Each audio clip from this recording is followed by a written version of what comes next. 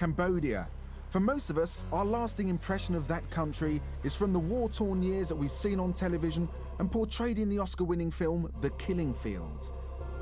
But there's another side to this land, and that's its amazing beauty and natural splendour.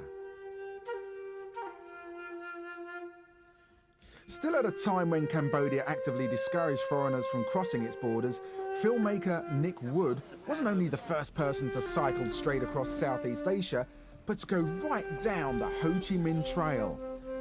But what on earth made him do it? Well, it all came about in 1991. I'd seen an article in a magazine about the state of landmines in Cambodia, basically, and what it was doing to the population. And so, along with a friend of mine, we decided to do a bike ride, basically, to raise some money for a charity that we were involved with. And we thought the best way to kind of highlight the problem was to get on our bikes and to encourage people to think of Cambodia in a different way, because all we've ever seen is the tragedy, and there's so much more to it. Now, Nick, beside you, you've got this beautiful woman who's looking at you in awe and wonder and love. Sita, you're from Cambodia. So what was it that attracted you to him? I think it's because he used to go to Cambodia. I really admire his job because he did a lot for Cambodia, for my country, and it's not supposed to do this. He's born English. He has nothing to do in Cambodia. What do you miss about Cambodia, about the country? I miss the flavor, the ingredient. It's the only place that I'm very, very happy to go. It's the Cambodian restaurant. It's the only one in London. The restaurant that Sita's referring to is the Lemongrass in Royal College Street, Camden.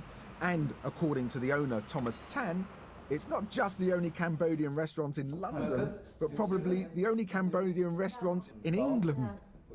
And of course, when two or more Cambodians get together, because the Cambodian community in London is so small, it's one of those rare opportunities that either of them have to speak in their native tongue. So there's no stopping them. Now, sorry to interrupt you two. I know that you love speaking about the homeland, but we've got food to talk about, and there's this lovely array of food here. What's so special about Cambodian cooking? Well, the thing is that it's a mixture between Indian and Chinese Cambodia. It's in between, and French. And with Cambodian food, you don't find very grease, not a lot of oil in it, fresh garlic and crushed pepper. I'm dribbling already. And I'm salivating. I can hardly wait. I've got to eat. Lemongrass prawns, I think, don't you? Yes. I think we should do that, definitely. So, for Cambodian lemongrass prawns for 2 people, heat 2 tablespoons of vegetable oil in a wok and then add a small sliced onion, 4 ounces of king prawns, a chopped clove of garlic, a level tablespoon of sliced lemongrass, and stir fry for about 2 minutes. Then lower the heat and add a tablespoon of fish sauce, a teaspoon of chili powder, a teaspoon of sugar, and a tiny pinch of monosodium glutamate, continuing to stir fry vigorously. And last, slowly pour in 2 tablespoons full of water and serve immediately. Oh, beautiful. But as for Cambodia, the last word must go to Nick. It's so unusual, it's so different from anywhere else I'd ever been to. So it's very easy to fall in love with that country.